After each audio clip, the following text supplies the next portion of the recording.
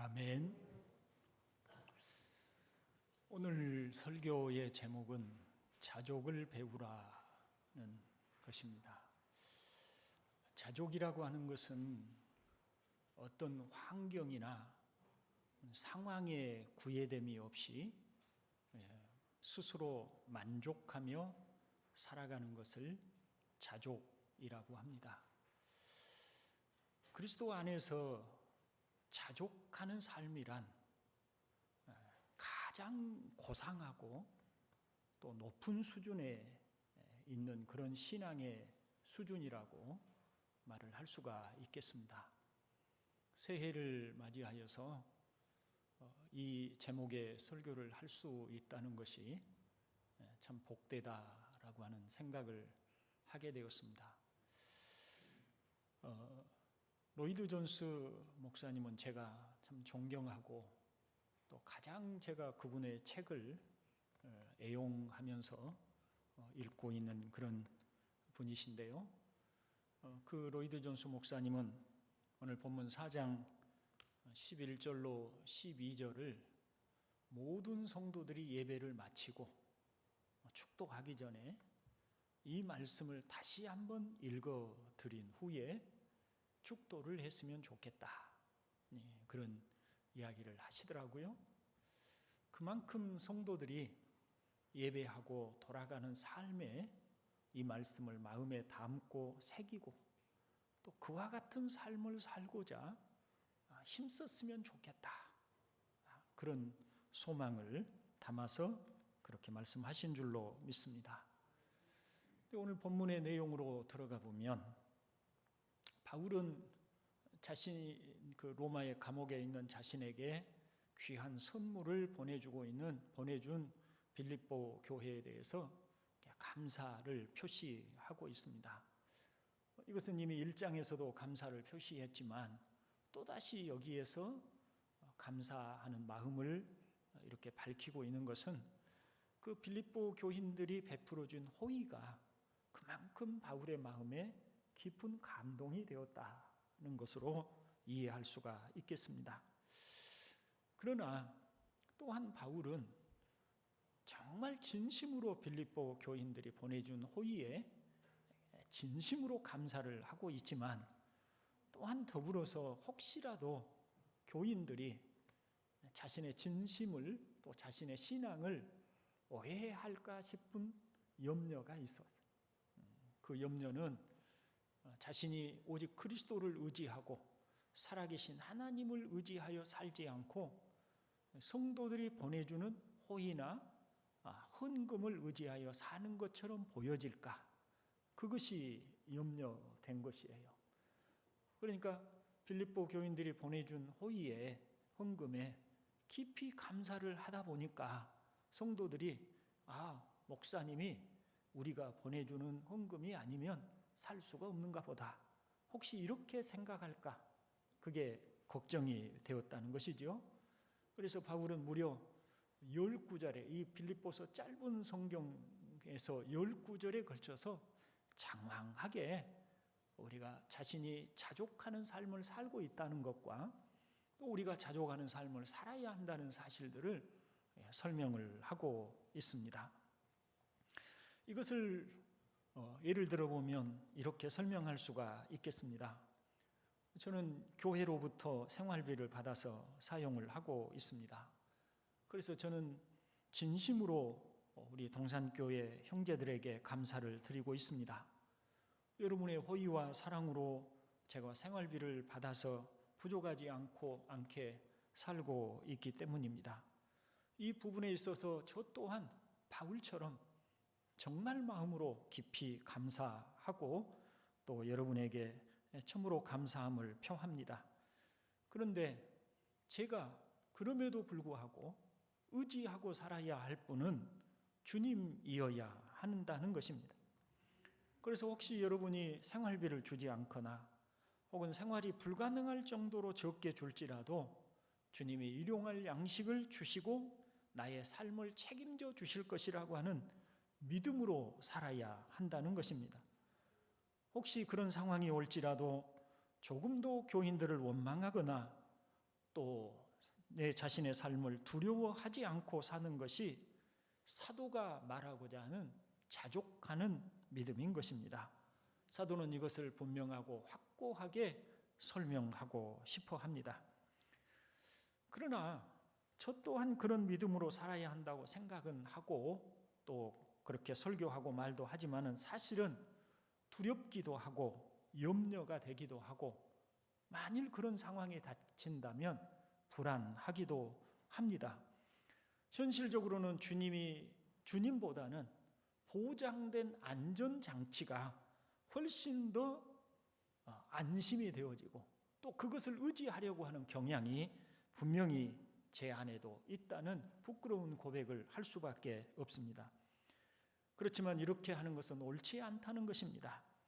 충분히 저축된 노후 보장이 장래에 대해서 걱정하지 않게 해주는 것이어서는 안 된다는 것입니다. 넉넉한 수입이 현재의 삶을 불안스럽게 하지 않는 그런 정도가 되어서는 안 되는 것입니다. 그것은 불신자들이 갖는 생각이에요. 불신자들은 현재 넉넉한 수입이 있어야 마음이 안심이 되고 또 미래에 대한 충분한 연금이 잘 저축되어져야 장래에 대해서 걱정하지 않고 살아갑니다. 그러나 우리 그리스도인들도 그래서는 안 된다는 것입니다. 신자들에게는 넉넉한 수입이나 미래를 위한 저축이나 성공한 자녀들이 감사의 조건은 분명히 될 수 있지만 그것이 내 마음을 편안하게 하고 내가 안심하고 살아가는 조건이 되어서는 안 된다는 겁니다. 신자들에게 있어서 주님만이 우리 삶의 만족과 힘이 되어야 합니다. 우리는 다윗처럼 여호와 외에 누가 하나님이며 우리 하나님 외에 누가 반석이냐라고 그렇게 외치는 자가 되어야 한다는 겁니다. 오늘은 바울이 가르쳐주는 신자의 삶에 자족하는 이 삶의 위대한 원리를 살펴보고자 합니다. 그래서 오늘 본문을 통해서 사도가 어떤 수준에 도달했는가, 사도가 도달한 자족이라는 수준이 도대체 어떤 수준인가 하는 것과 두 번째로 사도는 어떻게 그런 수준에 도달할 수 있었는가에 대하여 살펴보도록 하겠습니다. 먼저 바울 사도는 어떤 수준에 도달했다고 말하고 있습니까? 자족하는 상태에 도달을 했다고 그렇게 표현을 합니다. 자족이라는 말을 만족이라는 말로도 번역할 수는 있습니다. 그러나 그 뜻은 상황이나 조건이나 환경에 관계없이 충분히 스스로 만족하고 살아가는 것을 자족이라고 말을 합니다. 그런데 바울은 이것이 말로만 이렇게 자족한다고 말하고 있는 것이 아닙니다. 사도행전 16장에 보면 지금 이 편지를 수신하고 있는 빌립보에서 있었던 일이죠. 빌립보에 가서 복음을 전할 때 무고하게 책찍에 맞고 또 발에는 쇠사슬로 착고가 채이고 그리고 감옥에 갇혀 있는 상태가 되었습니다. 그런데 바울과 실라는 그런 상황 속에서도 밤중에 하나님께 찬송을 드렸다고 말씀을 합니다. 그러니까 그런 환경 속에서도 하나님께 감사하고 찬양할 수 있는 상태, 그것이 바로 환경과 관계없이 자족하는 믿음이라고 말할 수가 있겠습니다. 특별히 고린도후서 12장은 바울이 어떻게 육체의 가시에 좌우되지 않는 법을 배웠는지를 설명하고 있습니다. 이 육체의 가시가 어떤 것이었는지에 대해서 우리는 정확하게 알 수는 없지만 우리 몸에 있는 어떤 몸을 찌르는 가시와 같은 것이었으니 아마도 그것이 바울을 매우 고통스럽게 하고 괴롭히는 몸의 어떤 질병이 아니었나라고 우리가 그렇게 짐작을 해봅니다. 자신의 몸에 질병이 생겼습니다. 고통스럽습니다. 여러모로 너무 번거롭고 힘겹고 짜증스럽습니다.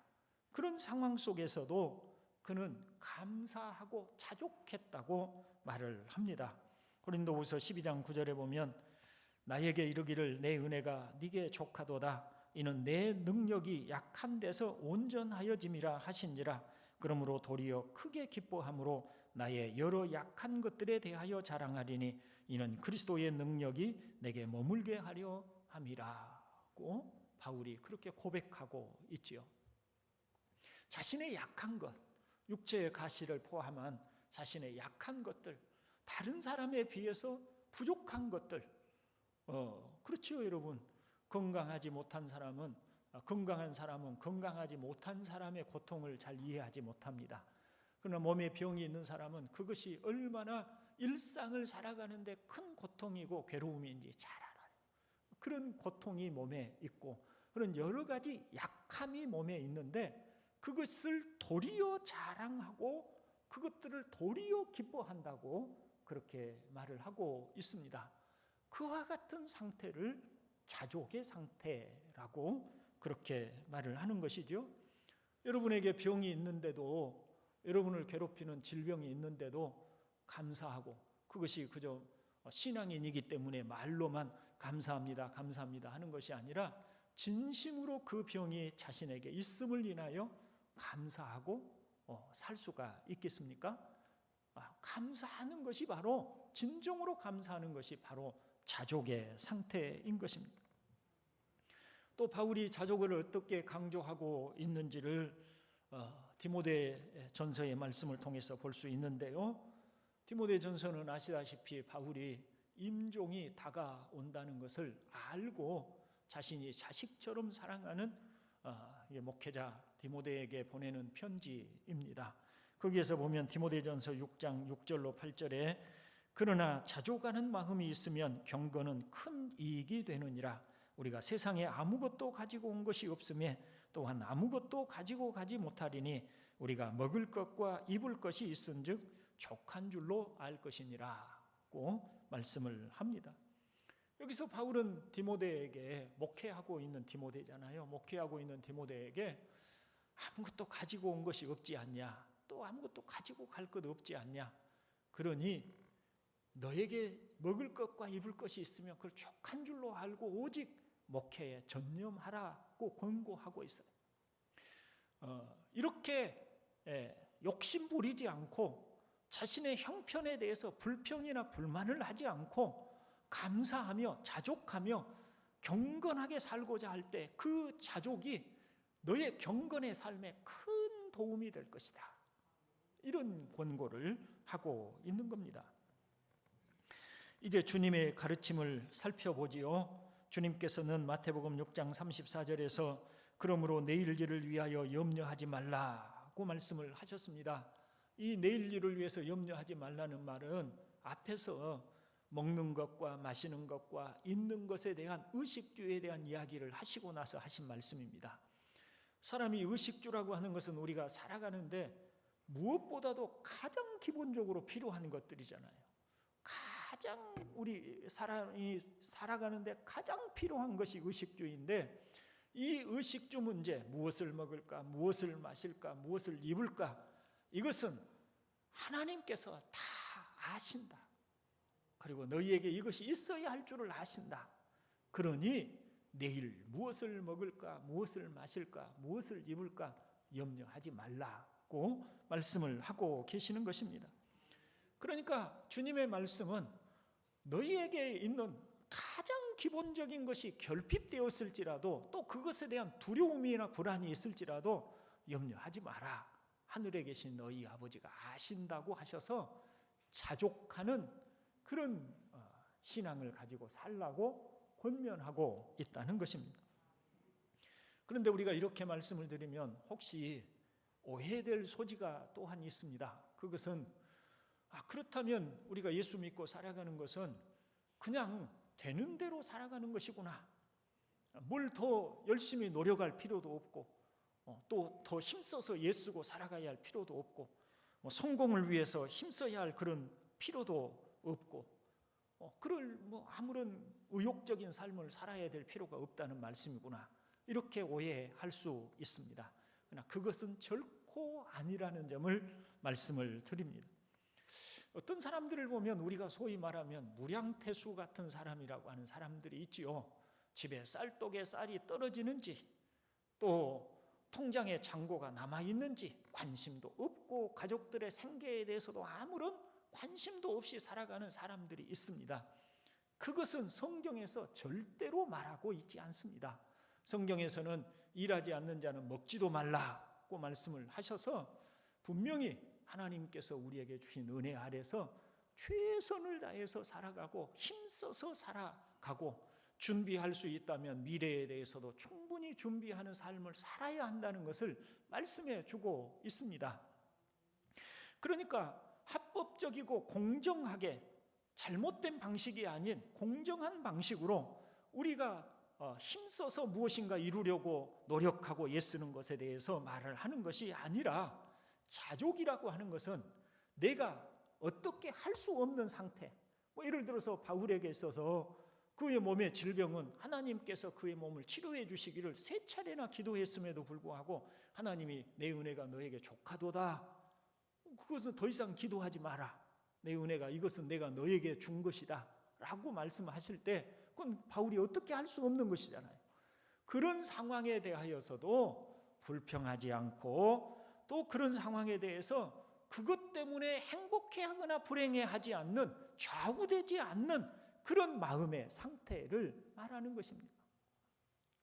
내가 최선을 다해서 힘썼으나 내 힘으로 할 수 있는 일이 없으므로 나는 그저 포기하고 두 손을 들었다는 의미도 아닙니다. 내 힘으로 어떻게 할 수 없는 일에 좌절하거나 낙심하지 않고 그런 상황 또한 주님의 손안에 있음을 믿고 흔들리지 않는 것입니다. 오늘 본문 12절을 함께 읽어보지요. 나는 비천에 처할 줄도 알고 풍부에 처할 줄도 알아. 모든 일 곧 배부름과 배고픔과 풍부와 궁핍에도 처할 줄 아는 일체의 비결을 배웠노라. 아멘. 바울은 배고픔도 경험해 봤습니다. 궁핍한 것도 경험해 봤습니다. 반대로 풍부하고 배부른 것이 무엇인지도 알았습니다. 그러나 그는 가난하다고 해서 침체되지 않았고 부하다고 해서 들뜨거나 해이해지지도 않았습니다. 자신의 상황에 지배당하지 않고 자신은 모든 일에 자유로웠다고 합니다. 가난하든 부하든 그것이 자신의 삶의 행복과 불행을 결정짓지 못하다는 것을 말하고 있습니다. 사랑하는 형제 여러분, 자족이 무엇인가에 대하여 이해를 하셨습니까? 며칠 전에 제 생일을 축하한다고 저의 자녀들이 모여서 하룻밤을 함께 보냈습니다. 이런저런 얘기를 하다가 제 큰딸이 문득 그런 얘기를 합니다. 아빠가 40대 때에 많이 힘들어했던 기억이 나는데 그때 무엇 때문에 그렇게 힘드셨나요? 라고 하는 그런 질문이었습니다. 제가 이런 대답을 했습니다. 농촌에서 오랫동안 사역을 하면서 내가 꿈꾸고 기대하는 바를 이룰 수 없다는, 정말 내가 하고 싶은 일을 할 수 없다는 좌절감이 그때 내가 많이 힘들었던 것 같다라고 대답을 했습니다. 근데 그 대답은 제가 그때 자족하는 삶을 살지 못했다는 이야기를 하고 있는 것입니다. 제가 할 수 없는 일에 좌절하고 실망하고 불행을 안고 그 시절을 보냈었습니다. 그때 저는 신앙인으로서 당당함을 자녀들에게 삶으로서 보여주지도 못했고 제 자신도 행복하지 못했습니다. 그런데 바울은 우리가 어떤 환경에 있든지 그 환경이 우리를 좌지우지하지 못하도록 하라는 교훈을 주고 있는 것입니다. 그런 상태에 도달하는 것, 자족의 상태에 도달하는 것이 바로 우리 그리스도인들이 도달해야 할 상태라고 하는 것을 말씀하고 있습니다. 사실 어떤 점에서 보면 과거에 우리 조상들이 살던 시대에 비해서 현대 사회를 살아가는 우리들은 자족하는 삶을 살기가 더욱 어려운 시대입니다. 다들 옛날에 기억을 더듬어 보시면 그때 마을에서 농사 짓고 살았잖아요. 한 마을에 농사를 짓고 살면 다 고만고만해. 조금 더 부자도 있고 조금 가난한 사람은 있어도 다 고만고만하고 눈에 보고 매일 보고 듣는 것이 다 거기서 거기에요. 그러니까 남과 크게 비교할 것도 없고 남에 비해서 크게 불행하다고 느낄 일도 별로 없었어요. 그러나 지금은 TV만 틀면 호화롭게 옷을 입은 사람들, 정말 멋들어진 건축물들, 그리고 그 건물의 소유주들, 많은 것들을 누리고 살아가는 그 사람들의 모습들이 얼마든지 우리 눈을 어지럽히고 우리 마음을 어지럽히고 있습니다. 그렇기 때문에 이런 사회에서 다른 사람들이 호화롭게 누리고 있는 것들을 나는 누리지 못하는 상대적인 박탈감을 훨씬 더 많이 가질 수밖에 없는 그런 환경 속에 우리들이 있습니다. 그런 점에서 오늘 우리들은 과거의 믿음의 선배들보다 훨씬 더 자족하는 법에 대해서 더 많이 힘쓰고 배워야 할 상황이라는 것입니다.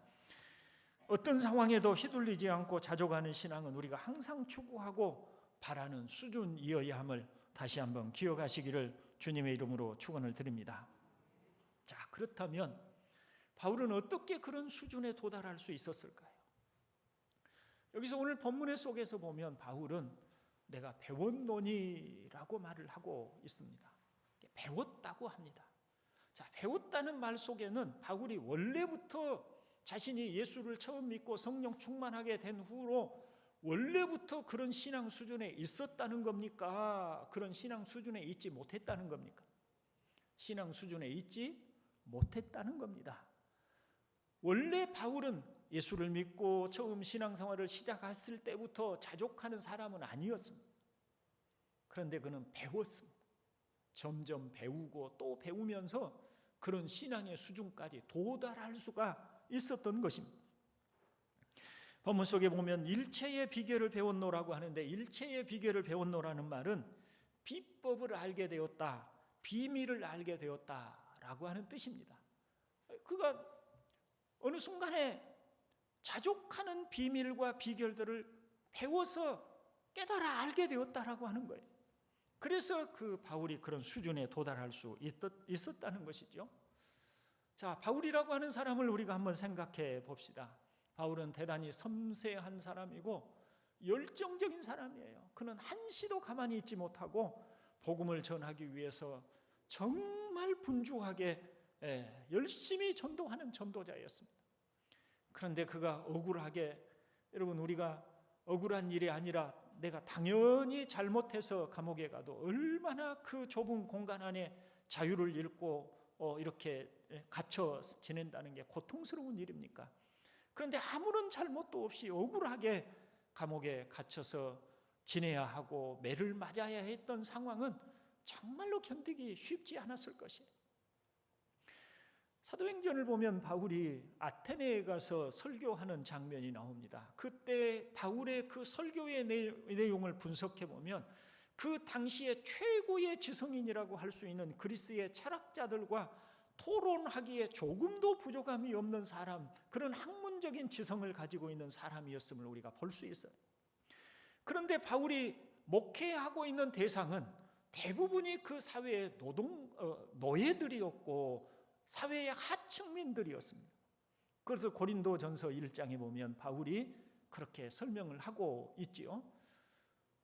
그 높은 학문, 그 많은 풍성한 학문을 가진 사람이 가장 사회의 하층민들을 대상으로 진리를 설명해야 되는 답답함, 또 그 열정적인 사람이 감옥에 갇혀야 되는 그 상황들, 또 정말 복음을 위해서 자신의 모든 것을 불태워야 할 상황에서 육체의 질병을 안고 그 병과 싸워가면서 살아야 하는 그 상황은 바울에게 있어서 정말 당황스럽고 매우 견디기 힘들고 감사하기 힘든 환경들이었음에 틀림없습니다. 동의하십니까? 정말 그렇습니다. 그런데 그가 자족하는 상태에 이르게 되었습니다. 어떻게요? 배워서 그 이르게 되었다고 합니다. 어떻게 배웠는지 우리는 두 가지 면에서 생각해 볼 수 있습니다. 가장 바울이 직접적으로 언급하고 있는 것은 그의 경험으로 배웠다는 겁니다. 경험입니다. 대표적으로 고린도후서 12장에서 육체의 가시에 대해서 설명하고 있는 것을 볼 수 있습니다. 자, 바울에게 있어서 육체의 가시가 힘들었지요. 제거되기를 원했지요. 그는 가시와 씨름하면서 3번이나 그 가시를 제거해 주시기를 기도했습니다. 그런데 하나님은 그의 요구를 들어주시지 않으셨습니다. 그리고 하나님은 오히려 이렇게 말씀하셨습니다. 내 은혜가 네게 족하다, 충분하다. 내가 너에게 충분한 은혜를 주었다고 말씀을 하십니다. 그러면서 하나님이 하시는 말씀이 네가 약한 데서 오히려 강하게 된다는 것을 네가 알았으면 좋겠다고 말씀하시는 거예요. 하나님께서 바울로 하여금 교만하지 않도록, 바울이 받은 은혜가 너무 크기 때문에 교만하지 않도록 육체의 가시를 주셨으니 그 육체의 가시를 오히려 네가 감사하고 살면 그것이 오히려 너에게 능력이 될 거라고 말씀하고 있는 거예요. 여러분, 오늘날 성령의 능력과 은사를 가진 사람들이 많이 있죠. 어떤 사람들은 정말 많은 병자들을 고치는 일들을 했어요. 혹시 기억하실지 모르겠습니다. 현신의 권사님이라고 하는 분이 있으셨죠. 이분이 신유의 은사를 가지고, 실제로 신유의 은사를 가지신 분이셨어요. 이분이 병자들을 위해서 기도하면 많은 병자들이 고침을 받았어요. 참 겸손하신 분이기도 했습니다. 그런데 어느 순간 이분이 갑자기 사라졌어요. 나중에 제가 그 뒤에서 그분이 사라진 배경을 들었습니다. 어느 날 이분이 꿈을 꾸었는데 천국에 가보니 자신의 이름이 없더라는 거예요. 주님의 이름으로 그 큰 능력을 행하고 수많은 병자를 고쳤는데 거기에 자기 이름이 없더라는 거예요. 그래서 그 곳곳에다가 현신의 권사 그 치유센터를 만들어 놓고 있었어요. 도시마다. 그리고 순회하면서 병자들을 고쳤는데 그 모든 것을 다 폐쇄하고 그대로 숨었어요. 왜 제가 이런 얘기를 하냐면, 사람이 능력이 많고 또 많은 역사를 이루면 교만해지는 게 당연한 거예요, 우리 사람. 저는 그런 사람을 너무도 많이 봐요. 부흥사라고 다니는 사람들, 많은 능력을 과거에 행했다고 하는 사람들이 얼마나 교만하고 악해졌는지를 봐요. 바울은 이런 사람들과 비교할 수 없는 큰 은혜를 받은 사람이고, 심지어 바울의 몸에 있는 손수건을 가져다가 병든 자들에게 얹으면 병든 자가 낫는 역사까지 일어났던 기이한 능력이 하나님이 그 속에서 나타내셨던 사람이잖아요. 그래서 하나님께서는 그런 은혜가 바울에게 크기 때문에, 그 능력이 크기 때문에 바울로 하여금 잘못되지 않도록 하기 위해서 오히려 그에게 육체의 가시를 주셔서 그를 치시고 그를 절제시킨 거예요. 교만하지 못하도록. 그러면 여러분, 이 바울에게 있어서 육체의 가시는 은혜입니까? 또 고통입니까? 이것은 은혜예요, 은혜. 고통이지만 은혜예요. 하나님은 바울에게 그것을 깨닫게 해준 거예요. 현실적으로 보면 바울에게 육체의 가시는 너무나 괴로운 거예요. 고통스러운 거예요. 아까 제가 말씀드린 바와 같이 육체의 병을 안고 사는 사람은 그 병이 얼마나 생활에 지장이 되고 사는 일에 지장이 되는지 안다고 그랬잖아요. 하루하루 그 병이 발작을 할 때마다 견디기 어려운 거예요. 그런데 그 병이 오히려 하나님께서 축복으로 주신 것이라는 말입니다. 그것을 배웠어요. 그것을 하나님으로부터 말씀을 듣고 배웠어요. 그래서 그 후로부터 바울은 자신의 육체의 가시, 그 고통을 기쁨으로 받아들이고 그것을 불평하지 않고 자족했다는 겁니다. 그렇게 바울은 경험하면서, 하나님의 은혜를 경험하면서 자족하는 법을 배웠다고 그렇게 말씀을 합니다.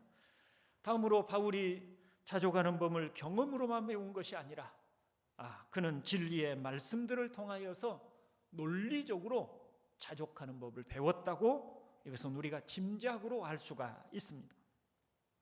왜냐하면 사람은 하나님께서 주신 이성이 있기 때문에 우리들도 능히 자주 사용하는 방법이기 때문입니다.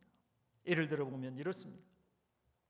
신자에게 있어서 중요한 것은 나와 하나님과의 관계이다. 하나님은 내가 무엇을 원하느냐 보다 하나님과 어떻게 하면 더 좋은 관계를 맺을 것인지에 관심이 있으시다. 그러므로 때때로 내게 시련을 주실 수 있으시다. 논리적인 생각이죠. 그런데 그 논리라고 하는 것이 진리에서 어긋난 것이 아니고 진리 안에서 갖는 논리적인 생각인 것입니다. 그런 것으로 자기 자신에게 있는 상황을 해석한 거예요. 우리들도 그런 상황들을 늘 자주 해석합니다. 근데 해석을 잘해야 되는 거죠. 또 예를 들어보면 이렇습니다. 이것은 제가 해석한 것입니다. 성경을 통해서 신자들은 해석을 하는 것입니다. 하나님은 나를 미리 아신다고 하셨다. 창세 전부터 나를 예정하셨다고 하셨고, 내가 예수 믿기 전에도 나를 아신다고 하셨다. 그리고 독생자를 주시기까지 사랑하셔서 나를 구원해 주셨다고 말씀을 하셨다. 그러니 그렇게 나를 사랑하시는 하나님이라면 내 삶을 그냥 내버려 두지 않으시고 마땅히 합력하여 선을 이루는 그런 축복을 주시지 않겠는가? 이것은 얼마든지 우리가 짐작할 수 있고 논리적인 그런 생각을 할 수가 있는 것이잖아요. 진리 안에서 하는 것입니다. 내가 지금 어려운 형편 중에 있습니다. 괴로운 형편 중에 있습니다. 감사하기 어렵습니다. 매우 공공합니다. 그럴 때 우리는 이런 생각을 하는 겁니다. 하나님께서 나를 사랑하신다는 것도 진리고, 미리 아시고 택하셨다는 것도 진리고, 그리고 그 하나님께서 나를 떠나지 않으시고 항상 나와 함께 하신다는 말씀도 진리인데, 지금 내가 처한 형편을 모르겠는가? 내가 왜 이런 괴로움과 고통을 당하고 있는 것을 하나님이 모르시겠는가? 그런 걸 아심에도 불구하고 내게 이런 곤란하고 어려운 상황을 주신 것은 이것을 통하여 합력해서 선을 이루시려고 하나님께서 하신 것이라고 우리는 그렇게 논리적으로 얼마든지 진리로서 해석할 수 있다는 것입니다. 그럴 때 우리는 좌절하지 않습니다. 그럴 때 우리는 절망하지 않습니다. 다시 용기를 얻는 것입니다. 이런 논증도 가능합니다. 나는 내일 일을 알지 못하는 사람일 뿐이다. 그러나 하나님은 내일 일뿐만 아니라 영원까지 모든 것을 아시고 계신다. 모든 것을 아시는 하나님께서 또한 나의 머리털까지도 세신 바 되신다. 그러니 지금 내게 일어나는 일들도 하나님은 가장 좋은 것으로 주시고 계심에 틀림없다. 진리 안에서 이런 논증을 하는 것입니다. 형제 여러분, 이런 논증들은 우리가 얼마든지 성경과 하나님의 성품을 따라 할 수 있고 또 진리에 부합한 논증들인 것입니다.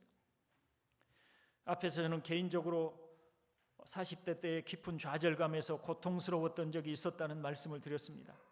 그 후에 저는 하나님께서 얼마나 깊은 사랑으로 인도해 주시는지를 경험했습니다. 여러분을 만나는 과정 속에서도 하나님의 크신 은혜의 인도하심이 분명히 있었습니다. 또한 그런 경험들과 또 성경의 말씀들을 통해서 하나님의 사랑에 대해서 점점 더 믿음이 더해갈 수가 있었습니다. 지금 저는 지난날보다 훨씬 더 자족하는 법을 배웠습니다. 아직도 미래에 대한 불안과 두려움이 전혀 없는 것은 아니지만 하나님의 사랑과 말씀들을 통해서 두려움과 염려를 떨치고 이겨나가고 있습니다. 이것이 저만의 경험입니까? 모든 진실한 성도라면 다 경험하고 있는 바입니다. 모든 참된 성도라면 다 제가 경험한 것과 동일한 경험을 다 하는 것입니다. 이것은 저만의 경험이나 성장이 아니라는 말씀입니다. 미래에 대한 대비도 할 수 있다면 좋겠지만 그렇지 못할지라도 얼마든지 감사하고 감당할 수 있을 것 같습니다.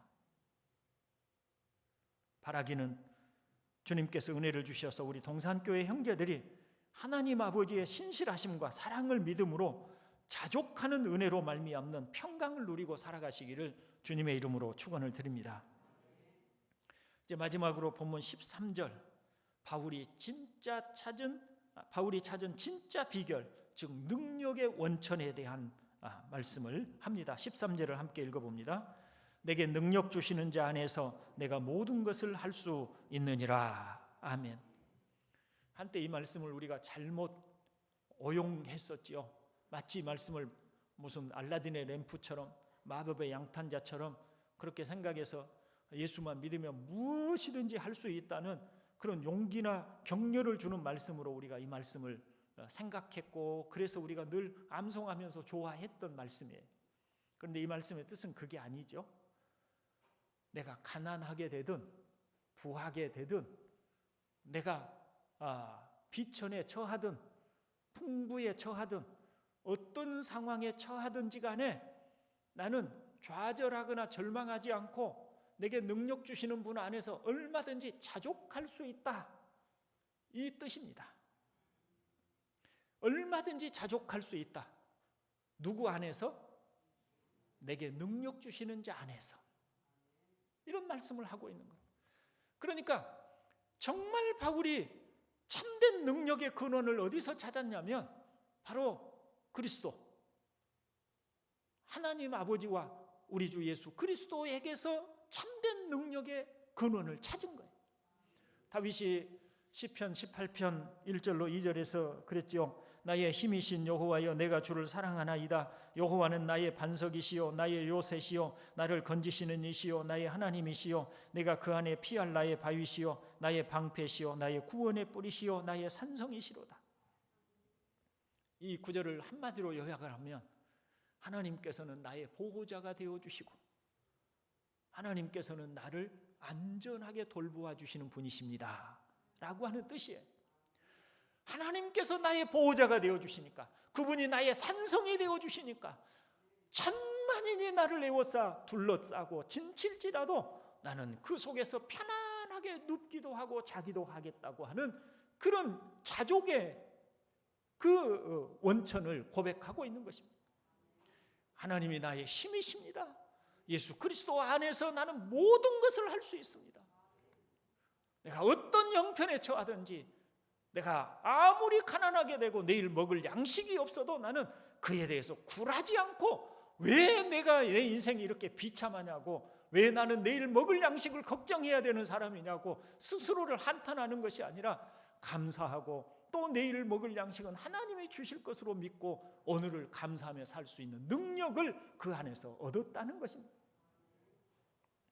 그리스도를 믿음으로 말미암아 그와 같은 자족의 은혜가 있기를 주의 이름으로 축원을 드립니다. 이제 말씀을 마치려고 합니다. 사랑하는 형제 여러분, 주님께서 우리의 삶의 모든 능력과 힘의 원천이십니다. 그러나 그렇다고 하여 우리는 사라지고 하나님만 계신 것은 아닙니다. 다시 말하면 하나님께서는 우리를 제쳐놓으시고 하나님께서 모든 일을 다 알아서 하시는 것이 아니라 우리를 통해서 일하신다는 사실은 또한 기억하셔야 합니다. 우리는 모든 것을 할 수 있습니다.